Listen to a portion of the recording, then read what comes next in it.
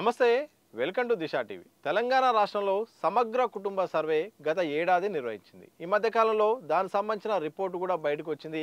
కులాల వారీగా లెక్కలు కూడా ప్రభుత్వం బయటపెట్టింది। దీంతో పెద్ద ఎత్తున ఒక వర్గం నుండి ప్రశంసలు వస్తాయి, మరొక వర్గం నుండి మాత్రం మా యొక్క సామాజిక వర్గాలకు సంబంధించిన పర్సెంటేజ్ను తగ్గించే ప్రయత్నం చేశారని కూడా ఆయా కుల సంఘాలు ప్రధానంగా బీసీ కుల సంఘాల నుండి కూడా ఆరోపణలు వచ్చాయి।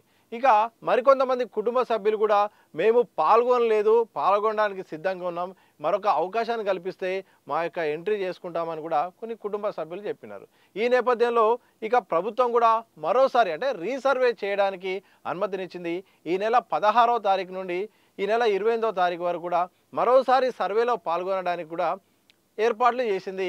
ఇక సర్వే కూడా కొనసాగుతుంది, కానీ కులగణనకు నమోదు చేయడానికి మాత్రం అంతగా స్పందన రావట్లేదని కూడా ఆయా వర్గాలు అయితే ప్రభుత్వ వర్గాలు అయితే స్పష్టం చేస్తున్నాయి। ఎందుకంటే గతంలో నిర్వహించిన సర్వే ప్రకారం మాత్రం 97% కుటుంబాలు మాత్రమే పాల్గొన్నాయి, 3% మిస్ అయ్యి దాదాపు 3.5 లక్షల కుటుంబాలు కూడా ఈ సర్వేలో పాల్గొనలేదని కూడా అధికార వర్గాలు అయితే లెక్కలు బయటపెట్టాయి।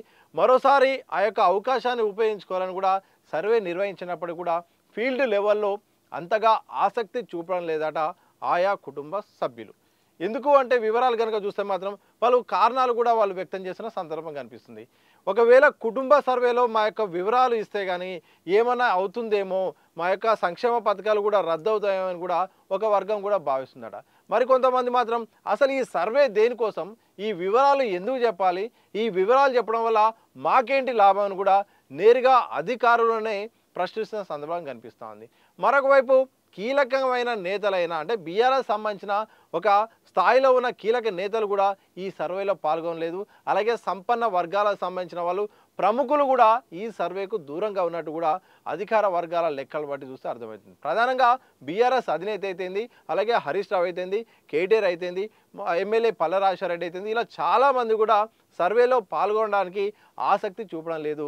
అలాగే సంపన్నులు ప్రముఖులు కూడా ఈ సర్వేలో వివరాలు చెప్పడానికి కూడా సుముఖత వ్యక్తం చేసిన సందర్భం మాత్రం కనిపిస్తూ ఉంది।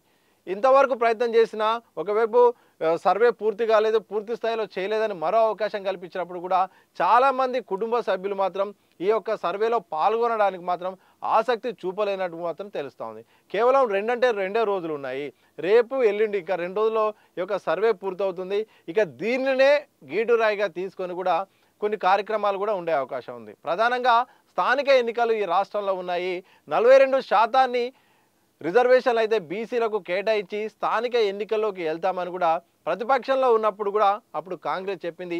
అధికారంలోకి వచ్చిన తర్వాత వీటిని అమలు చేయాలంటే మాత్రం కులగణన వివరాలు అయితే తప్పనిసరి, ఎందుకంటే జనగణన వివరాలు ఉన్నప్పటికీ అందులో ఎస్సీ ఎస్టీలకు సంబంధించిన వివరాలు ఉన్నాయి తప్ప కులాల వారీగా బీసీల లెక్క లేకపోవడంతో కులగణన చేయడం అనేది తప్పనిసరి అయింది। మరోవైపు ఇటు ఏఐసిసి అధినేత కూడా రాహుల్ గాంధీ దేశవ్యాప్త కులగణన చేస్తాము అధికారంలోకి వస్తే, ఇప్పుడున్న కేంద్రం కూడా కులగణన చేసి కులాల వారీగా వాళ్ళ యొక్క సామాజిక వర్గాల వారీగా వాళ్ళకు రిజర్వేషన్లు కల్పించాల్సిన అవసరం ఉందని కూడా ఆయన చెప్తున్న నేపథ్యంలో ఇక రాష్ట్ర ప్రభుత్వం కూడా అధినేత అంటే పార్టీ అధినేత ఆదేశాల మేరకు పార్టీ లైన్ ప్రకారం మాత్రం ప్రభుత్వం అయితే ఇక్కడ కులగణన చేయాల్సిన అనివార్యత, అలాగే ఎలక్షన్లో కూడా హామీ ఇచ్చిన నేపథ్యంలో కూడా స్థానిక ఎన్నికల్లో 42% రిజర్వేషన్ కావాలని కానీ టెక్నికల్గా కులగణన అవసరమైంది, కులగణన చేసింది।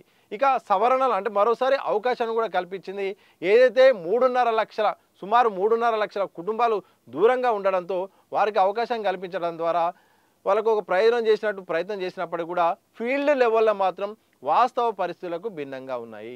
ఒకవేళ ఎమ్యూనరేటర్లు డైరెక్ట్ వెళ్ళే ప్రయత్నం చాలామంది లేనప్పటికీ వెళ్ళినప్పటికీ కూడా అక్కడికి వెళ్తే ఇంటికి తాళాలు వేయడం, అలాగే నిరాకరించడం, అందుబాటులో లేకపోవడం, ఫోన్ కాల్లో కూడా అందుబాటులో లేకపోవడం, ఇలా చాలామంది కూడా సర్వేకు దూరంగా ఉంటున్నారట।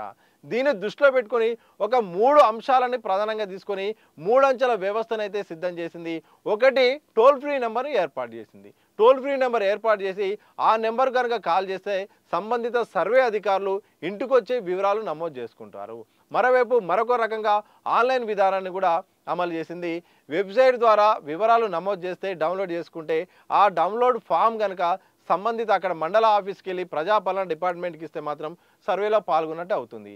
ఇలా అంటే ఇంకా నేరుగా మండల ఆఫీస్కి వెళ్ళి అక్కడ దరఖాస్తు ఇస్తామంటే ఆ అవకాశాన్ని కూడా ఇచ్చింది। అంటే 4 రకాలు, ఒకటి ఇంటికి వెళ్ళడం, ఇంటికి అధికారులు ఒకవేళ రావడానికి వీల్లేని కాకుండా పర్లేదు, అలాగే ఏవైతే కుటుంబ సభ్యులు పాల్గొన్న నేపథ్యంలో ఫోన్ ద్వారా ఆన్లైన్ ద్వారా నేరుగా మండల ఆఫీస్కి వెళ్ళి కూడా అక్కడ అప్లై చేసుకునే అవకాశం ఉన్నప్పటికీ కూడా చాలామంది అందుబాటులో లేరట. కేవలం టోల్ ఫ్రీ నెంబర్కి అయితే కేవలం 6,400 కాల్సే సుమారు వచ్చినట్టు కూడా అధికార వర్గాలు చెప్తున్నాయి. ఇంకా వెబ్సైట్ ద్వారా కానీ నేరుగా వెళ్ళిన పర్సెంట్ కనుక చూస్తే మాత్రం ఓవరాల్గా 2% ఇప్పటివరకు అందిన సమాచారం ప్రకారం యాక్టివ్గా ఉన్నట్టు తెలుస్తుంది. అంటే చాలామంది కూడా అంతగా ఆసక్తి చూపని పరిస్థితి చెప్తున్నారు. మరోవైపు కుల సంఘాల నేతలైతే, ప్రధానంగా బీసీ కుల సంఘాల నేతలైతే మాత్రం తప్పనిసరిగా బీసీ కులస్తులు ఈ సర్వేలో పాల్గొనాలి, లేకపోతే మాత్రం ఈ వివరాలనే ప్రభుత్వం అయితే గీటురాయిగా తీసుకొని ఎలక్షన్లకు వెళ్ళే అవకాశం ఉంటుంది. తద్వారా ఇబ్బంది అయ్యే అవకాశం ఉంటుంది. భవిష్యత్తులో సంక్షేమ పథకాలు కూడా దీన్నే తీసుకుంటే మాత్రం బీసీలు నష్టపోయే అవకాశం ఉంటుంది. ఎట్టి పరిస్థితుల్లోనూ వివరాలు ఇవ్వాలి, అధైర్యపడద్దు. ఇది కేవలం ఎలక్షన్ల కోసం కులగణనకు మాత్రమే తప్ప సంక్షేమ పథకాలకు ఎలాంటి ఇబ్బంది కాదు. ఎవరూ భయపడొద్దని ప్రచారం చేసినప్పటికీ, ఇటు ప్రభుత్వం ప్రచారం చేసినప్పటికీ, పార్టీ ప్రచారం చేసినప్పటికీ, ఎన్ని ప్రచారం చేసినప్పటికీ కూడా ఎక్కడో అవగాహన లోపమో, లేకపోతే ఈ అనుభవ రాహిత్యమో, లేకపోతే ఒక భయం, అంటే సంక్షేమ పథకాలు ఏమవుతాయో, లేకపోతే మా వివరాలు తీసుకుంటున్నారు, రేపు పొద్దున ఏమన్నా అవుతుందేమో. చాలామంది అంటే పాత బస్తీకి సంబంధించిన ఏరియాలో మాత్రం అసలు దేనికోసం కులగణన, ఎందుకు అసలు ఈ వివరాలు సేకరిస్తున్నారు, కనీసం సమాచారం కూడా తెలియనంత పరిస్థితి అయితే అధికారులకు వ్యక్తమవుతుందట. ఇలాంటి పరిస్థితుల నేపథ్యంలో ఒకవైపు కులగణన 56% పైన మేము ఉన్నామని బీసీ సంఘాలు చెప్తున్నప్పటికీ, ఆయా సామాజిక వర్గాలు చెప్తున్నప్పటికీ కూడా లెక్కలు కనుక చూస్తే మాత్రం 46కే లెక్క తేలింది. అంటే ఎంతవరకు వివరాలు ఇస్తారో ఆ వివరాలను బట్టి ప్రభుత్వం లెక్క తీసుకుంటుంది. కాబట్టి ఇక ముస్లిం సంబంధించిన బీసీలు ఇంకో 10% ఇచ్చిన నేపథ్యంలో సుమారు 56% వస్తుంది. అంటే ఓవరాల్గా మేము 56 పైన ఉన్నాం అనుకుంటే 46కే పడగొట్టారని ఇటు విమర్శలు వస్తున్నప్పటికీ కూడా ఎవరి కుటుంబాల లెక్కలను బట్టే తీస్తున్న నేపథ్యంలో చాలామంది పాల్గొనకపోవడం వల్ల, వివరాలు సరైన ఇవ్వకపోవడం వల్ల కూడా పర్సెంటేజ్ తక్కువ వస్తుందని కూడా ఇటు కాంగ్రెస్ ప్రభుత్వం అయితే స్పష్టం చేసిన సందర్భం కనిపిస్తుంది. సీఎం రేవంత్ రెడ్డి కూడా చాలా సందర్భాలు చెప్పారు. ఇంత మంచి కార్యక్రమం చేసి ఒకవైపు వర్గీకరణ చేస్తే, ఒకవైపు కులగణన చేస్తే మాకు ఇంకా మెచ్చుకోవాల్సింది పోయి మా ప్రభుత్వాన్ని కూడా విమర్శిస్తున్నారు. ఎక్కడైనా అనుమానం ఉంటే చెప్పండి, వాళ్ళ లెక్కలన్నీ చూస్తాము, ఆర్టీఏ ద్వారా కూడా వెళ్ళండి, మేమంతా ఒక సమగ్రంగా తీసుకున్నాము, వచ్చిన అప్లికేషన్లను బట్టి చూస్తే దాన్ని బట్టే రిపోర్ట్ ఇచ్చాను తప్ప మాకు వేరే ఉద్దేశం లేదు, మాకు స్థానిక సంస్థల్లో రిజర్వేషన్ కల్పించాలనే మాకు మేమే తీసుకొస్తే మాపై విమర్శలు చేస్తున్నారని నేరుగా సీఎం రేవంత్ రెడ్డి పలుమార్లు వ్యాఖ్యానించిన సందర్భం కనిపిస్తోంది. సో ఏదేమైనప్పటికీ దేశవ్యాప్తంగా రాహుల్ గాంధీ ప్రకటన చేసిన నేపథ్యంలో రాష్ట్ర ప్రభుత్వం కూడా అధికారంలోకి వచ్చిన తర్వాత గత నెల నవంబర్ నుండి డిసెంబర్లో దాదాపు నెలన్నర పాటు ఈ సర్వే నిర్వహించింది.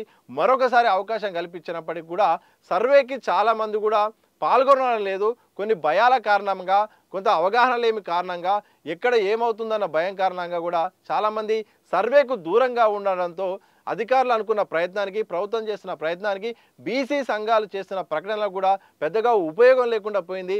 చాలామంది కీలకమైన వ్యక్తులే ఈ యొక్క సర్వేలో పాల్గొనకపోవడంపై కూడా విమర్శలు వస్తున్నాయి. ప్రధానంగా బీఆర్ఎస్ తీరు పైన కూడా, బీఆర్ఎస్ అధినేత పైన, అలాగే కుటుంబ సభ్యుల పైన కూడా పెద్ద ఎత్తున విమర్శలు వస్తున్నాయి. ఇలాంటి సర్వేలో పాల్గొని ఇంకా వాళ్ళు ప్రశ్నించాలి కానీ వాళ్ళు పాల్గొనరు, కనీసం ప్రశ్నిస్తారు, వాళ్ళే మళ్ళీ రిజర్వేషన్లు కావాలంటారు, వాళ్ళే మళ్ళీ పర్సెంటేజ్ తక్కువ చెప్పినని చెప్తున్నారు. మరి వాళ్ళు పాల్గొనరు, ముందు పాల్గొని వివరాలు చెప్పాలని కూడా ఇటు అధికార పార్టీ కూడా విమర్శలు చేస్తున్నాయి.